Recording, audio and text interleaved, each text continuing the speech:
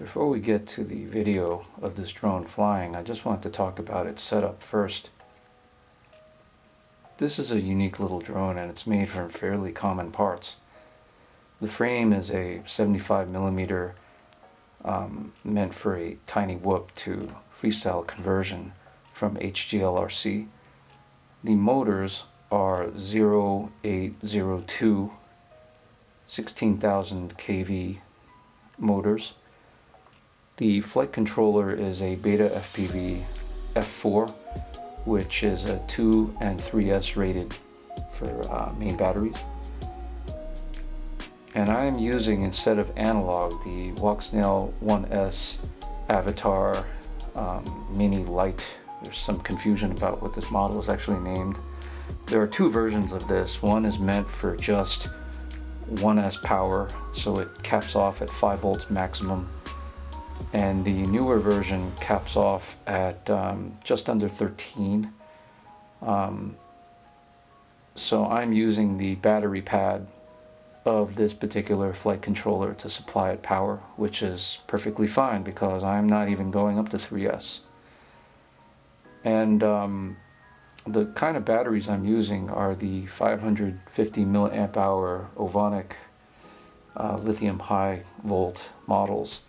I've tried the BetaFPV lavas as well. I think any HV battery for something this size will work great. I'm getting about 5 to 6 minutes if I'm sort of wheeling around, and I get about 8 minutes of cruise if I'm really not doing anything other than just exploring. But yeah, I realized I put up a bunch of little videos with no audio and just kind of flew around in it, but wanted to take a few minutes to actually show you guys what this drone looks like. So now on to the video. So this little drone is called Pixelflow. I have a habit of naming them sort of nonsensically, and the pilot names are named after the bees that my daughter has given some names to. Some of them I just pick spur of the moment.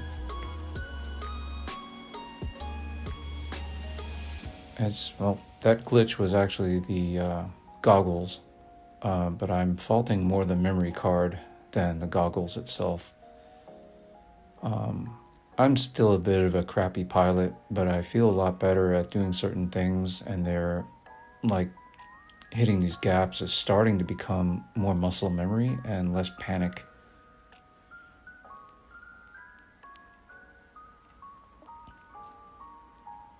Those are my friends Rick and Alan. It was a cold morning. Interestingly enough, I've noticed that battery life hasn't taken too much of a hit on these smaller drones, although my other ones are suffering a lot more. I don't really have a theory as to why that is the case. Maybe just because these batteries are mounted under the drones and not above. Again, I really don't have any idea why I'm only losing about 20 seconds of battery life on average. And the weather was about 33 degrees Fahrenheit, so 1 degree Celsius. There were no real winds, just very, very mild breezes. Nothing to even worth mention. It was a great day for flying.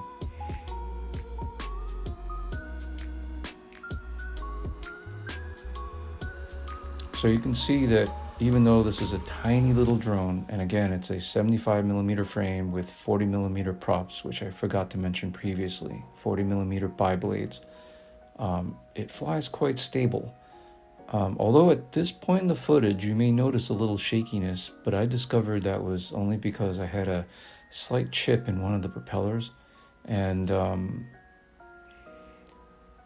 at the time I was just like, I don't care, I'm gonna keep flying anyway. So this was probably my 6th or 7th pack that I put through the drone, and I had crashed a few times, funny enough, because I hit things like a leaf. There was one crash where I hit a leaf, it blocked my camera, and I was right in front of a tree, and I tried to avoid the tree and ended up hitting it.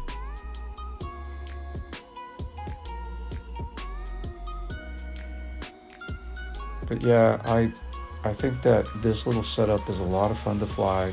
I'm asked all the time if I fly this indoors. I don't. I think it's a little too fast for indoors unless I had enough space.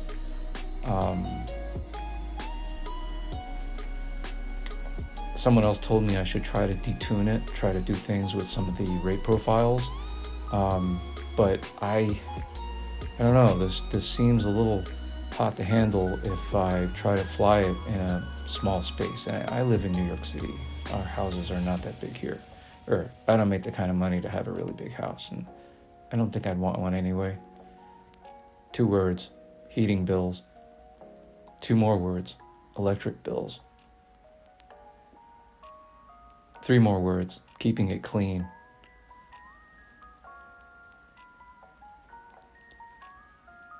So yeah, I've gotten better at these kind of cutting gaps lately, but I still have a long way to go, and I'm gonna shut up now. So I hope you found this interesting, and you can just watch the rest of it.